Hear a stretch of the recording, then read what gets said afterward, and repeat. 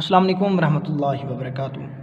Rabbi इश्रह ली सदरी व यस्सिर ली अमरी वहलुल उक़दतम मिन लिसानी यफ़क़हू क़ौली रब्बि ज़िदनी इल्मा। This is Shoaib Hasan and welcome to my YouTube channel NMD CAT preparation by Shoaib. जैसा कि आप जानते हैं हम एरोमेटिक हाइड्रोकार्बन्स डिस्कस कर रहे थे, तो इससे प्रीवियस वीडियोज़ में हमने डिस्कस किया व्हाट इज़ बेंजीन और हमने ये बताया है why straight chain structure is ruled out. आपने वो वीडियो देख ली। अब हम डिस्कस करने जा रहे हैं केक्यूल स्ट्रक्चर को। बेंजीन को 1825 में माइकल फ्राइडे ने destructive distillation of vegetable oil से दरियाफ्त कर लिया था।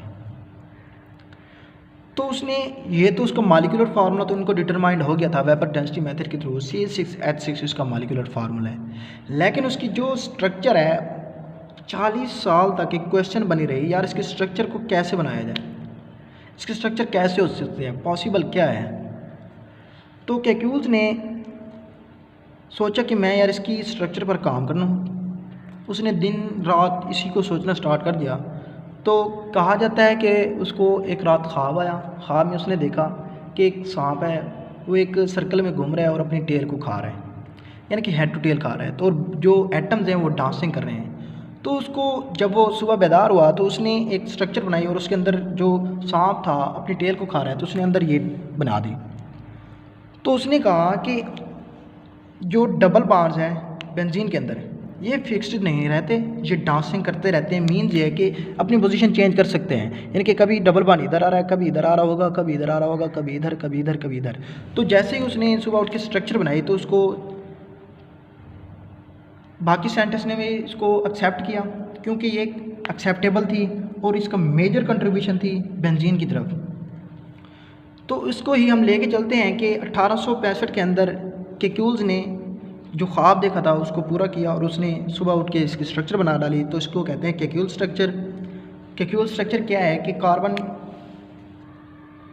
6 कार्बन होते हैं, 1 2 3 4 ये 5 और ये 6, तो ये 6 कार्बन वाली बनती है।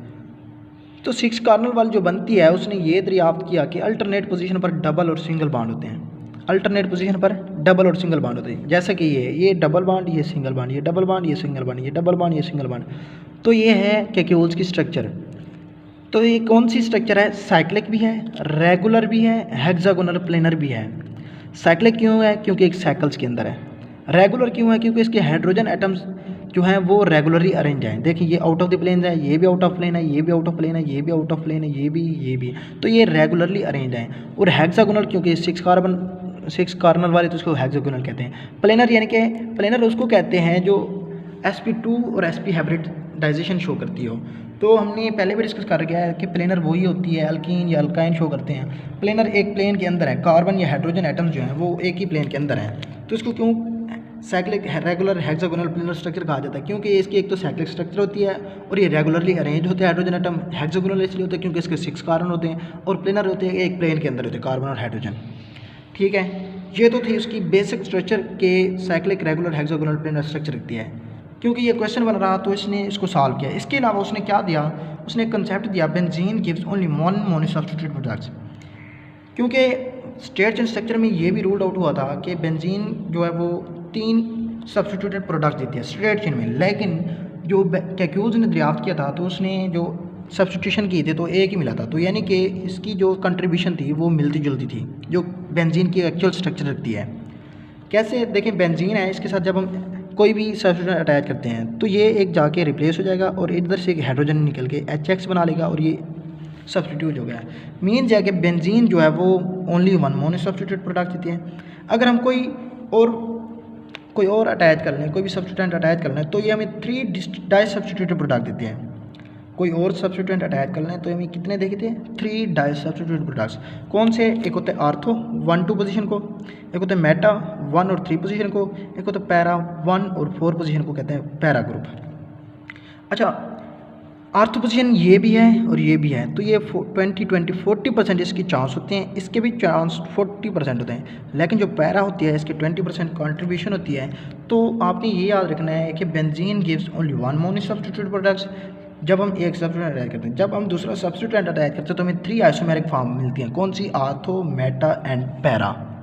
तो ये था उसकी कैक्यूल्स की स्ट्रक्चर आगे भी हम डिस्कस करेंगे, दीवार स्ट्रक्चर और कैक्यूल स्ट्रक्चर, उन दोनों को डिफ्रेंशिएट करके कि कौन सी मेजर कंट्रीब्यूशन है, कौन सी माइनर कंट्रीब्यूशन है। तो ये उसने अपना एक कंसेप्ट दिया जो मिलता जुलता था, जो उसको बेसिक चाहिए था बेंजीन के लिए। तो ये था उसका बेसिक कि उसकी रेगुलर साइक्लिक हेक्सागोनल स्ट्रक्चर होगी। इसके अलावा वो 1 मोनो सब्स्टिट्यूट प्रोडक्ट्स देते हैं, 3 डाई सब्स्टिट्यूट प्रोडक्ट्स देते हैं। जैसे उसने ये बयान किया तो इस पर कोई ना कोई ऑब्जेक्शन आना स्टार्ट हो गया। कौन सा ऑब्जेक्शन है वो हम देखते हैं। जो कैक्यूल्स का फार्मूला है उसमें देखें अल्टरनेट डबल बॉन्ड और सिंगल बॉन्ड है। तो डबल बॉन्ड और सिंगल बॉन्ड जो हाई डिग्री ऑफ अनसैचुरेशन को शो करते हैं, क्योंकि डबल बॉन्ड भी है सिंगल बॉन्ड भी है, तो इसमें हाई डिग्री ऑफ अनसैचुरेशन है। लेकिन ये सैचुरेटेड करैक्टर्स भी रखता है। कैसे सैचुरेटेड करैक्टर्स रखता है? क्योंकि ये सब्स्टिट्यूशन प्रोडक्ट्स इजीली देता है। जब हम इसका नाइट्रिक एसिड के साथ फ्रीडल क्राफ्ट हो गया, फ्रीडल क्राफ्ट में अल्काइलेशन हो गया, एसाइलेशन का प्रोसेस करते हैं तो उसमें ये सैचुरेटेड करैक्टर्स भी शो करता है, क्योंकि सब्स्टिट्यूशन जो होते हैं वो सैचुरेटेड करैक्टर्स को ही शो करते हैं। और उसने ये कहा था कि एडिशन प्रोडक्ट्स रिलक्टेंटली है। और इसकी जो एक मेजर को कंट्रीब्यूशन थी, जो इसकी जो फॉल्ट थी, वो उसने ये बताया था कि doesn't explain extra ordinary stability of benzene, कि बेंजीन जो है वो एक्स्ट्रा ऑर्डिनरी स्टेबल है क्यों, कैक्यूल्स की स्ट्रक्चर ये नहीं बता रही थी। And it's lack of reactivity towards addition reaction, और इसकी रिएक्शन एडिशन रिएक्शन की तरफ जो कमी है इसने ये भी नहीं बताया। अच्छा, इसके अलावा उसने ये भी नहीं बताया कि कार्बन कार्बन के दरमियान बॉन्ड लेंथ कितनी है, उसका बॉन्ड एंगल कितना है। तो इसकी जो मेजर फॉल्ट थी ये थी कि उसने ये नहीं बताया कि सब्स्टिट्यूशन प्रोडक्ट्स कैसे लीजिल होते हैं, एडिशन प्रोडक्ट्स कैसे रिलक्टेंटली होते हैं, और उसने कार्बन कार्बन की बॉन्ड लेंथ भी नहीं बताया था। तो इसको सॉल्व करने के लिए मॉलिक्यूलर ऑर्बिटल थ्योरी बयान की थी। इससे पहले एक एक्सरे स्ट्रक्चर है वो भी हम आपको बता देते हैं, तो इसके बाद आपने वो देख लेना है मॉलिक्यूलर ऑर्बिटल थ्योरी, ताकि आपके जो पॉइंट्स हैं वो क्लियर हो जाएँ। तो इसको सॉल्व करने के लिए एक्सरे स्ट्रक्चर हम पहले स्टडी कर लेते हैं। एक्सरे स्ट्रक्चर ने क्या कंफर्म किया कि एक तो इसकी हेक्सागोनल स्ट्रक्चर है, क्योंकि 6 कार्बन वाली जो होते हैं हेक्सागोनल होती है। इसके अलावा प्लेनर स्ट्रक्चर है, क्योंकि कार्बन और हाइड्रोजन जो सारे हैं वो एक ही प्लेन के अंदर है, सेम प्लेन के अंदर है। अच्छा, ऑल एंगल्स आर ऑफ 120, चाहे ये एंगल ले लें, चाहे ये एंगल ले लें, ये एंगल ले लें, इधर से एंगल ले लें, इधर से एंगल ले लें, इधर से एंगल ले लें, तो सारे एंगल्स कितने 120 के हैं। इसके अलावा एक्सरे स्ट्रक्चर ने हमें ये भी बताया कि कार्बन कार्बन की जो बॉन्ड लेंथ है वो होती है 1.397 एंगस्ट्रॉम, और कार्बन और हाइड्रोजन की जो बॉन्ड लेंथ होती है वो होती है 1.09 एंगस्ट्रॉम। तो बॉन्ड एंगल कितना वो 120, कार्बन कार्बन बॉन्ड लेंथ कितनी हुई, कार्बन हाइड्रोजन बॉन्ड लेंथ कितनी हुई, और इसके अलावा ऑल एंगल द्वारा 120, प्लेनर स्ट्रक्चर भी है, हेक्सागोनल स्ट्रक्चर भी है। तो इसके बाद हम देखेंगे molecular orbital treatment of benzene. इसके बाद हम देखेंगे स्टेबिलिटी ऑफ बेंजीन क्या है। तो आपने ये पॉइंट्स याद रखने हैं, इधर से जो भी एमसीक्यूज आए वो आपने बता देना है। और इसके अलावा आपने जो मेन है इसकी बॉन्ड लेंथ का ख्याल रखना है, कार्बन कार्बन की और कार्बन हाइड्रोजन की, ताकि आपके लिए कोई कन्फ्यूजन ना हो। ठीक है, ओके, नेक्स्ट चलते हैं molecular orbital treatment of benzene के। इसके अलावा बाद हम देखेंगे स्टेबिलिटी ऑफ बेंजीन। ओके, अल्लाह हाफिज़।